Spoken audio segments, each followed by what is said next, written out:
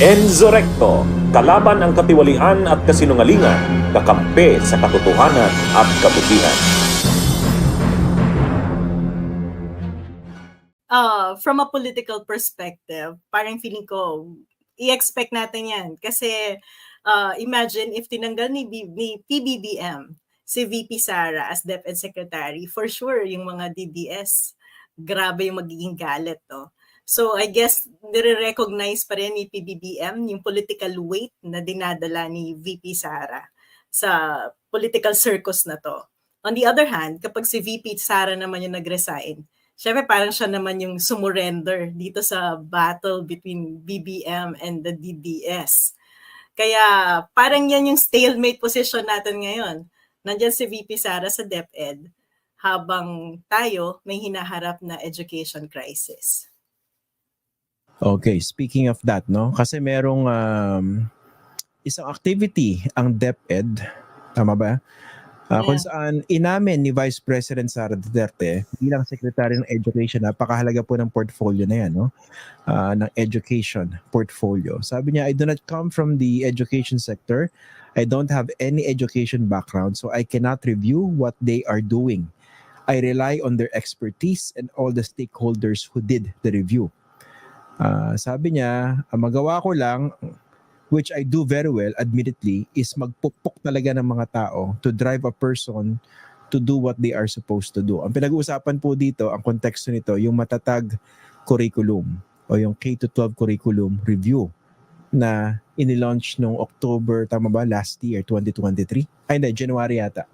January, no? Okay, ano ba ang implication ng ganyang admission?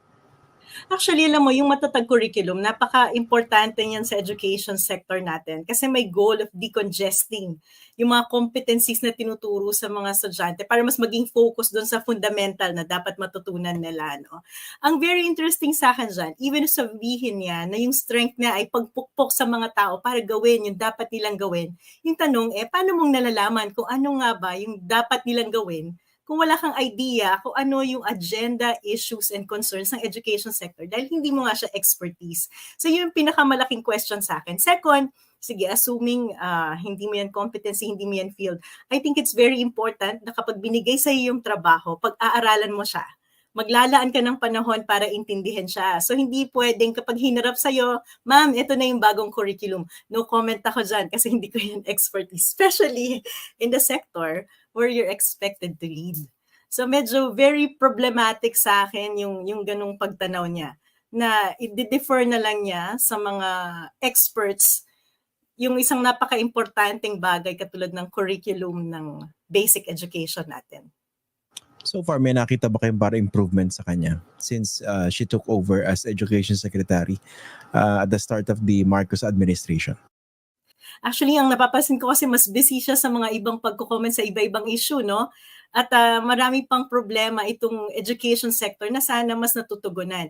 Ang interesting nga dyan sa curriculum na yan, pinresent sa Congress, nakita ko yung hearing Nag-comment si Senator Pimentel kasi nung pinapresent tong matatag curriculum, wala si VP Sara to explain it. Wala din yung undersecretary to explain it. And nung pinorm nga itong matatag curriculum, ang primary goal is to decongest, bawasan yung mga competencies. And then the director who attended explained na nung pinresent ito kay VP Sara, she even added another competency.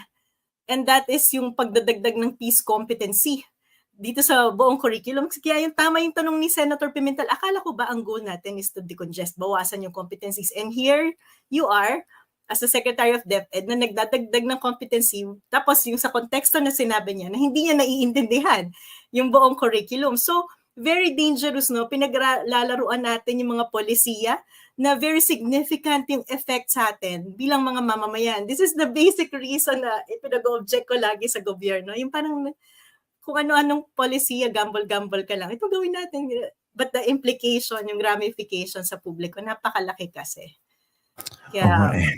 eh. I don't even know where to start, no? Kasi po pinag-usapan natin yung competence. Tama yung sinasabi ni Professor Shelo, no? We're not expecting 100% competence. Although, syempre, kung susundin natin yung tamang standards, dapat talagang ilalagay mo sa education sector, for instance, yung may alam sa education sector. Example, ikaw, Professor Shelo Magno, kung hindi ka naman ekonomista, ano naman ang silbi mo sa Department of Finance, di ba?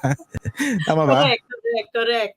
At saka tingin ko, more than the person has to have an understanding gaano ba kahalaga tong sektor na pinanghahawakan mo.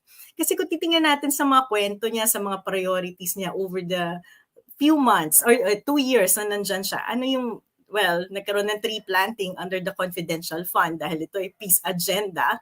And then I think one good program na ginawa niya is to reduce the admin tasks. Yung memo to reduce the admin task of the teachers, that's very important. How it's going to be implemented, yun yung question. Kasi yung mga admin people na hinahire are temporary. Parang temporary people to take care of the admin task. Kailangan dyan plantilla Kailangan may competencies din.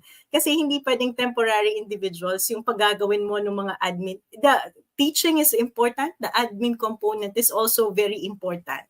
So kailangan malabi ni Secretary Sara ng DepEd na mapalaki yung plantilla, yung number ng mga tao na nandyan sa education sector. Hindi lang yan Actually, ito, konkretong implication sa atin. Binasa ko kasi yung EDCOM report medyo mahaba yan, diba? Kasi may mga ibang tao sinasabi, meron ba tayong education crisis? Wala tayong education crisis. Ramdam namin si VP Sara. Yung PISA score na pinag-uusapan natin dati na di ba kulelat yung Pilipinas, pag kinumpare mo yan sa performance ng ibang bansa, yung best learners natin ay average student lang sa Malaysia, Thailand, Brunei at Vietnam. At yung best performer natin, ang katumbas niya ay yung worst performer sa Singapore. So even if we spend a lot of money, or padala natin araw-araw yung mga anak natin, patapusin natin ng public schools or even private schools, yung skills na nakukuha nila is not enough to make them competitive in the labor market pag nagtrabaho na sila. So hindi lang to basic learning ng reading, math, or English. Ito ay nagtatakda ng kinabukasan ng mga kabataan. The extent of how we're going to address poverty in this country. Paano natin matatanggal sa kahirapan yung mga maraming tao sa buhay. That's why. Ito yung second naka din sa akin nung binabasa ko yung report. Ang sabi dito, pinapadala natin yung mga anak natin yung mga anak natin spends 12.9 years sa pag-aaral. Yung mandatory, 'di ba, yung basic education from kindergarten to senior high school. 12.9 years, pero despite that 12.9 years, yung equivalent quality ng education na natutunan nila, 7.5 years lang. And at grade 10, 90% ng mga bata hindi marunong magbasa. So talagang may education crisis tayo. And kung naiintindihan ng presidente at vice-presidente yung implikasyon nito, I think on their own, dapat naiintindihan nila yung crisis daw. Sila na yung nagsasabi na, we really need an expert to address this problem. Okay, too much to digest, no? Isa-isahin natin, baka naliligaw yung iba. Yung binabanggit ni Professor Shelo na PISA, ito yung Program for International Student Assessment or PISA. Ang Pilipinas in 2018, 79th out of 81 countries. Kulelat po. Pero syempre, alam naman natin sa Pilipinas, we always look at the bright side. Ito yung bright side. Noong 2022, ang laki na improvement natin. Alam niyo po ba? From 79th, naging 76 tayo. Out of 81 countries. Isipin niyo po yun, 3 places nag-improve tayo. Pero ibig sabihin, kulelat pa rin po tayo sa math, science, at reading comprehension. Oo. Siguro kung babalik rin natin yung, yung talaan, nasa number 3 tayo. No? Parang ganon. Siyempre, I'm just being sarcastic kasi pasensya na Prof. Shelo dito sa programang ito. We really take pains to explain sarcasm. Okay? Napaliwanag po natin yan. Hindi po tayo pwede maging sarcastic na walang paliwanag dahil may mga tao po na hindi nauunawaan yon. Bunyog, halikan na kasama ka.